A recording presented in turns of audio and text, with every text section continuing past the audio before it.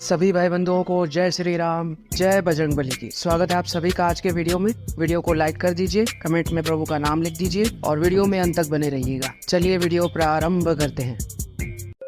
तमिलनाडु के हिंदू बहुल्य गांवों पर वक्फ बोर्ड का कब्जा। वक्फ बोर्ड द्वारा तमिलनाडु में त्रिची के नजदीक स्थित तिरुचेंथुराई गांव पर कब्जा कर लिया गया है। यह पूरा मामला तब सामने आया जब रामगोपाल नाम के एक व्यक्ति ने अपनी 1 एकड़ जमीन राजा राजेश्वरी नामक व्यक्ति को बेचने का प्रयास किया। राजगोपाल जब अपनी जमीन बेचने के लिए रजिस्ट्रार ऑफिस पहुंचे तो उन्हें पता चला कि जिस जमीन को वह बेचने के बारे में सोच रहे हैं वह उनकी है ही नहीं, बल्कि जमीन वक्फ बोर्ड की हो चुकी है। अब इस जमीन का मालिक वक्फ बोर्ड है। वक्फ बोर्ड के निर्देश के अनुसार इस जमीन को बेचा नहीं जा सकता। अगर आपको इस जमीन को बेचना है तो वक्फ बोर्ड से एनओसी प्राप्त करना होगा।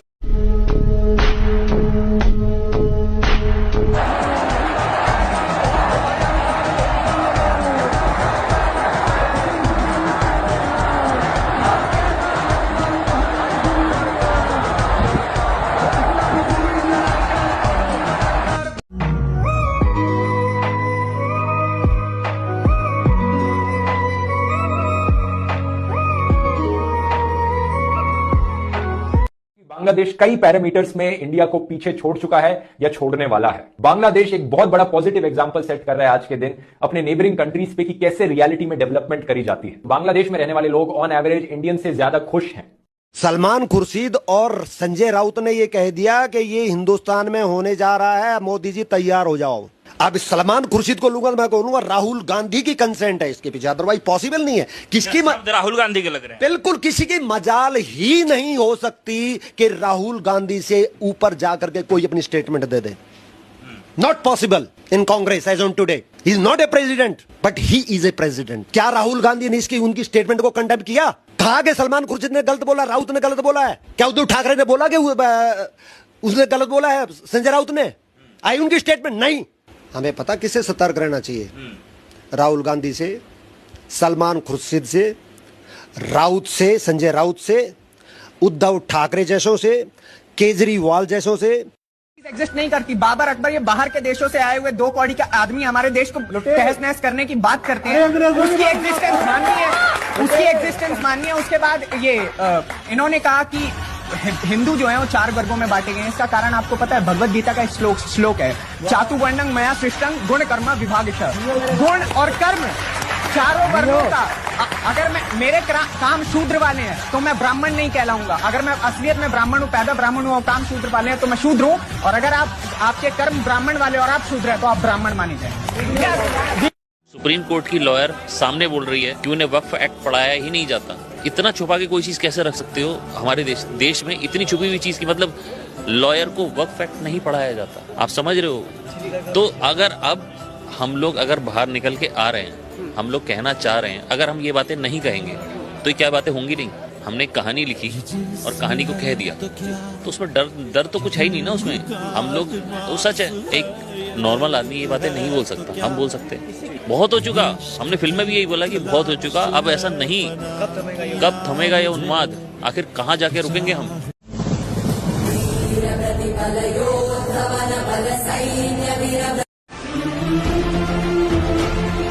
कि एक बांग्लादेशी जिसका नाम है बोनी अमीन, वो बांग्लादेश से इंडिया आता है, फिर वो दिल्ली जाता है और दिल्ली में जाके यूरोप के लिए वीजा अप्लाई करता है। बताओ जरा, इसका वीजा रिजेक्ट हो जाता है और फिर ये दिल्ली में ही रहने लगता है और वहाँ पे बिरयानी बेचने लगता है। তো তুমি ভিসা লাগিয়ে আসিয়া এখন বাদে তুমি এখন বাদ দিতেছো তাই না? বিরিয়ানি বেচতেছি। বিরিয়ানি বেচতেছো ভিসার জন্য এসে বিরিয়ানি বিক্রি করছে। প্রিয় বন্ধুরা দেখতে পাচ্ছেন। कहाँ के रहने वाले हैं? कौन से? हम बांग्लादेश के। बांग्लादेश से। आप कहाँ से? बांग्लादेश से। शाहीन बाग में आप? आप बांग्लादेश से? आप बांग्लादेश से? आप कहाँ से? बांग्लादेश। कहाँ से आए हैं? बांग्लादेश से आए हुए हैं। सरकार आप कहाँ से आए हुए हैं? बांग्लादेश। 2016 में सेंट्रल गवर्नमेंट ऑफ इंडिया ने पार्लियामेंट में बताया था कि हमारे देश के अंदर अभी 2 करोड़ से ज्यादा इलीगल बांग्लादेशी लोग रह रहे हैं। 2016 में अगर 2 करोड़ से ज्यादा बांग्लादेशी थे तो 2024 में 8 साल के बाद अभी कितने बांग्लादेशी हुए? अभी कुछ दिनों से बांग्लादेश के अंदर बहुत ज्यादा हालत खराब है। वहाँ के जो स्टूडेंट्स हैं वो प्रोटेस्ट कर रहे हैं और बहुत सारे जो रेडिकल्स हैं वो वायलेंस कर रहे हैं। अब जब वहाँ की आर्मी ने, वहाँ की पुलिस ने ऐसे लोगों को मारना पीटना शुरू किया, उनको खदेड़ना शुरू किया, तो वो बांग्लादेश से भागकर वेस्ट बंगाल आने लगे। और इसके ऊपर ममता बनर्जी का कहना था कि बांग्लादेश की दूसरी कंट्री है तो उसके ऊपर मैं कुछ भी नहीं बोल सकती हूँ, लेकिन जो भी अफेक्टेड लोग हैं जो बांग्लादेश से वेस्ट बंगाल में आ रहे हैं, हम उनको हेल्प करेंगे, हम उनको शेल्टर प्रोवाइड करेंगे। जिसके ऊपर बांग्लादेश के पीएम शेख हसीना ने खुद बोला कि अगर ममता एनर्जी ऐसा कर रही हैं तो ये बहुत गलत बात है, और इस चीज का फायदा जो आतंकवादी है वो उठा सकते हैं और देश में घुस सकते हैं। मतलब बताओ जरा कि हमारे देश की जो फिक्र है वो दूसरे देश के प्राइम मिनिस्टर को है, लेकिन हमारे देश में जो एक स्टेट के चीफ मिनिस्टर है उनको इस बात की कोई परवाह नहीं है, इस बात से कोई फर्क नहीं पड़ता।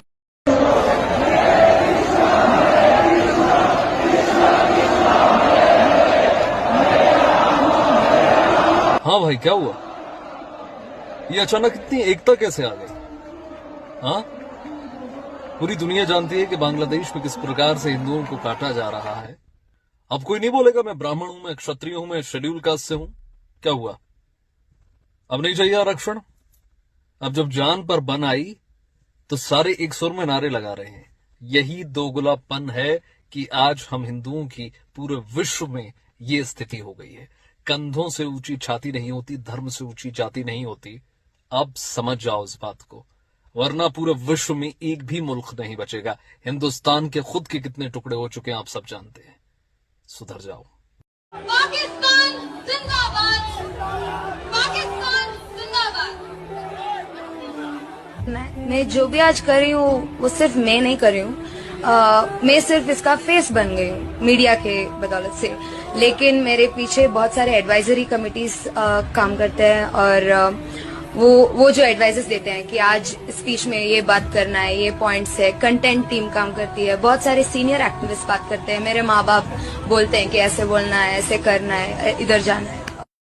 जल रही है चिता, सांसों में है धुआं, फिर भी आसमान में है जगी,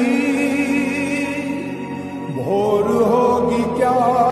80,000 सैनिकों की निगरानी में होती है अमरनाथ यात्रा। जानते हो क्यों? क्योंकि हिंदू मुस्लिम भाई भाई हैं। नमामि आदि शंकरम नमाम्यहम महेश्वरम डमा नमा। आज के हिंदुओं के पास बहुत बड़ी बड़ी प्रॉब्लम्स हैं जिन्हें वो बहुत बड़ा बताते हैं, जैसे कि यार महंगाई कितनी बढ़ गई है, टमाटर कितना महंगा हो गया है, लहसुन कितना महंगा हो गया है, प्याज कितनी महंगी हो गई है। पर यही हिंदू जब इनसे कुछ साल बाद इनको 2 विकल्प दिए जाएंगे तब इनसे पूछा जाएगा कि आप पहले अपना धर्म बचाओगे या खुद को बचाओगे, तब ये क्या करेंगे? सोचिएगा जरूर। कि भारत को